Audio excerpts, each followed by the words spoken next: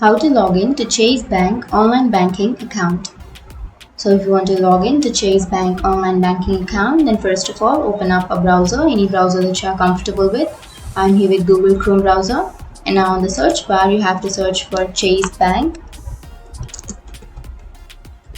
And after searching, you can go to the first search which says www.chase.com. Click on that.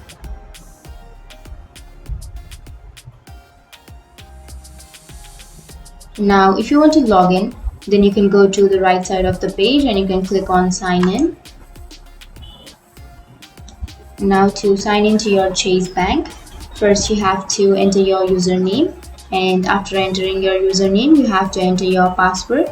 But if you forgot your username or if you forgot your password, then you will have forgot username or password.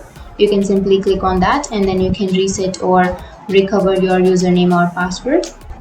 But if you remember your username and password, then simply enter your username and password.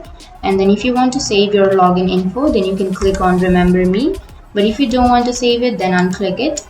And after entering your username and password, you have to simply click on sign in.